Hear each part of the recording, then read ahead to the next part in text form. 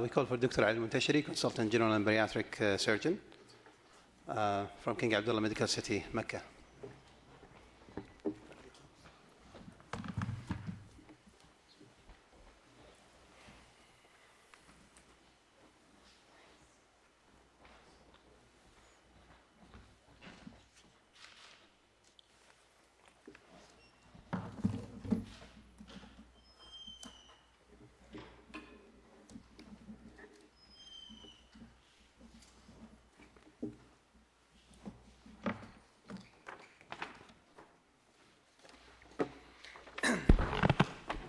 Good afternoon, everybody. Assalamu alaikum warahmatullahi wabarakatuh. Thank you for giving me this opportunity to be here in King Saud University.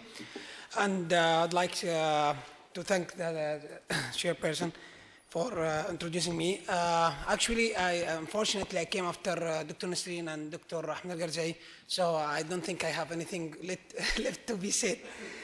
Just I'm trying to mention what we have in King Abdullah Medical City. So, we always claim, is there a best option for revision and regain, weight regain after bariatric surgery? And every...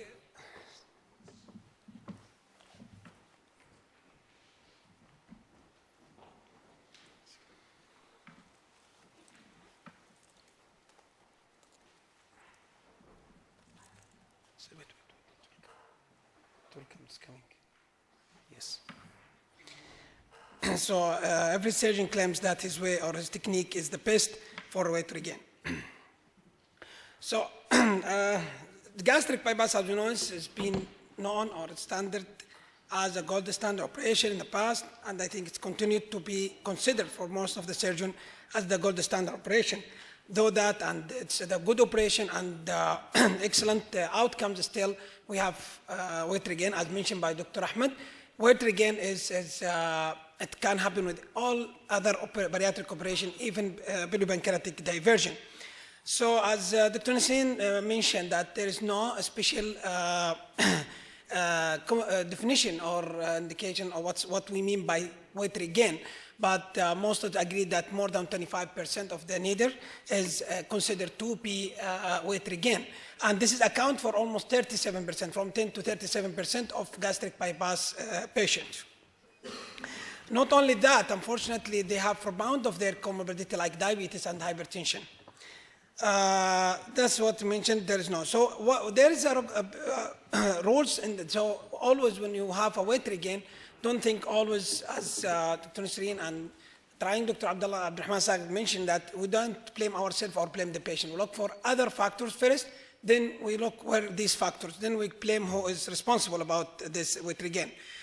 So as mentioned, behavioral factors is the most important factor has to be looked for, and like Odom has looked at, imperishable food urge has been major role in weight regain, and this imperishable weight diet or food urge has been associated with increase in caloric intake and the snacks, grazing, binge eating, that's resulted into weight regain. Other things important is lifestyle, which is the activity, physical activity, which is also most of the patient after bariatric surgery not doing, and that's attributing to a part of the weight regain. I won't go much in these behavioral factors being addressed very well by Dr. Nasreen. Then the psychological factor, the most important things has been done by Rutledge. He showed that patient with 2 or more psychiatric illness had a higher risk of weight regain after bariatric surgery. So that can be predicted and should be followed up, and multidisciplinary approach has been taken after a bariatric operation. This is the part I have to take some time on. It's the hormonal and metabolic factors that's associated. So we know after bariatric operation, ghrelin levels increased dramatically and reduced. So that's decreased the satiety and increased the weight loss. And this is part of the pathophysiology and mechanism of action of gastric bypass. In post bariatric operation or post gastric bypass weight regain, they found in a study, they found that the levels of the ghrelin slowly increased with time in patients with weight regain. And this may be attributed to adaptation process and weight regain. Here where we can say, tell the patient that always any revision after the primary operation is not the same result can be attributed like the first time. There is area of adaptation and the hormonal and metabolic factors being changed.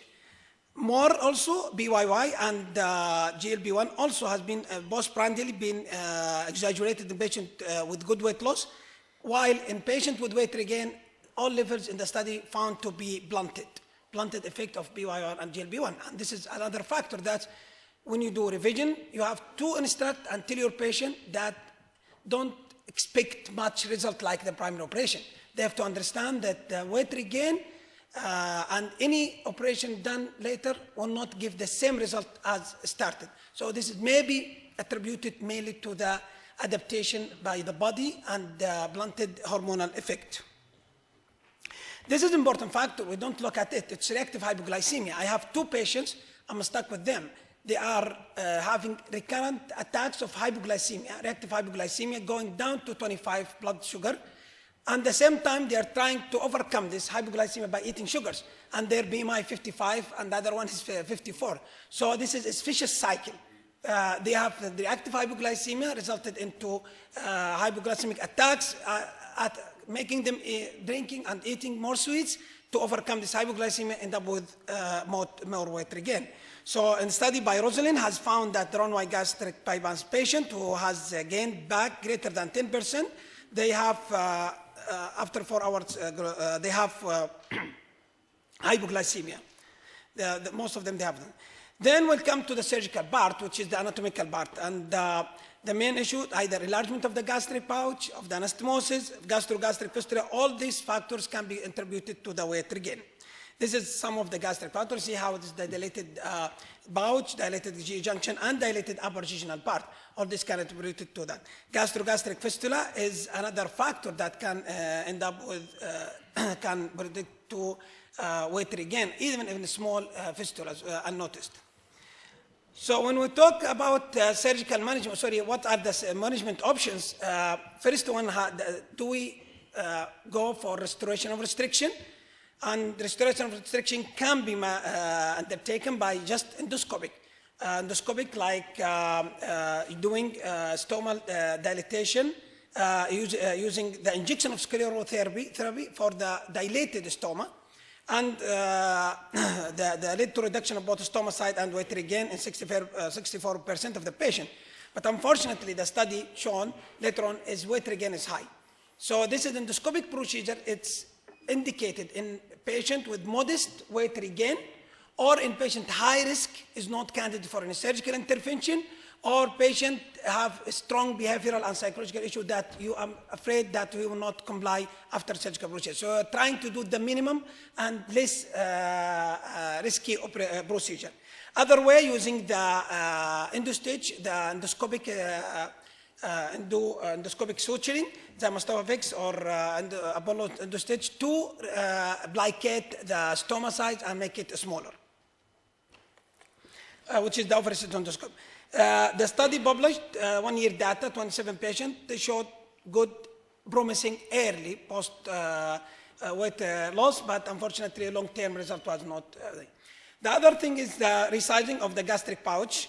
This is another way of revising the gastric bypass, and also it is very good and promising in short-term effect, but unfortunately at long term there is a lot of also weight regain.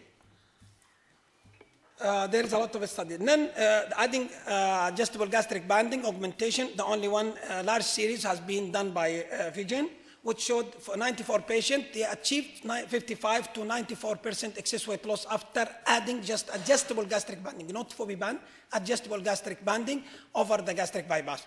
I think this option, one of this option is very suitable for those patients with recurrent attacks of hypoglycemia.